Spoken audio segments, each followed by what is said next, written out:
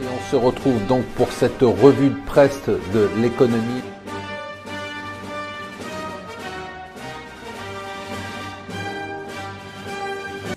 Bonjour et bienvenue sur Mon Financier pour la revue de presse de l'Écho. Nous sommes le mardi 14 février. L'occasion pour nous, au nom de toute l'équipe des newsletters et des vidéos, de vous déclarer notre flamme, à vous les 172 000 membres de notre communauté et les centaines de personnes ou les milliers de personnes qui nous regardent en vidéo. Voilà, on vous aime. C'est dit, bonne Saint-Valentin. Alors les journées se suivent et se ressemblent, c'est assez fantastique en ce moment, assez étonnant. C'est le grand optimisme. Alors d'abord on a eu des nouvelles sur la croissance japonaise, elle n'est pas folichonne, mais il semble que le Japon soit prêt à sortir de cette zone dans laquelle elle est engluée depuis des années, c'est-à-dire cette zone des 1% de croissance.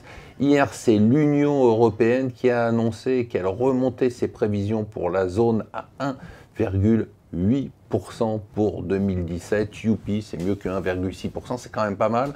Et ensuite, les prévisions entre 2016 donc, et 2018, tous les pays, ça serait la première fois depuis 2008, depuis la crise de 2008, tous les pays de l'Union européenne auraient une croissance positive. Ça, c'est quand même une bonne nouvelle. Bon, du côté des États-Unis, vous savez que c'est l'euphorie.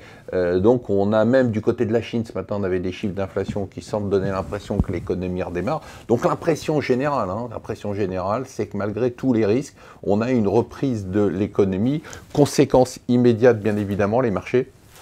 Hier, on a eu un quadruple record sur les États-Unis, S&P Russell, c'est-à-dire les valeurs moyennes, Dow Jones et Nasdaq. Les indices européens ont suivi, le CAC a failli dépasser en séance les 4900 avant de redescendre un tout petit peu. Ça reste l'euphorie sur les marchés financiers. Pour l'instant, tout le monde est concentré sur l'impact de la croissance, l'effet Trump, la baisse des taux aux États-Unis, des taux d'impôt.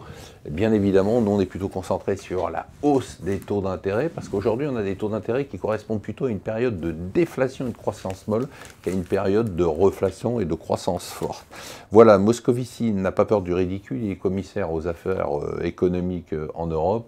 Lui, qui a été ministre de l'économie quand on avait un déficit dégueulasse, explique qu'il faut absolument qu'on restaure notre crédibilité pour donner des gages à l'Union européenne et redescendre notamment en dessous des 3%. Voilà. La bataille sur les banques mobiles va s'accélérer, je vous le dis parce que ça vous concerne, ça concerne tout le monde, la banque mobile, on y sera tous dans quelques années, j'espère, parce que c'est la moins chère.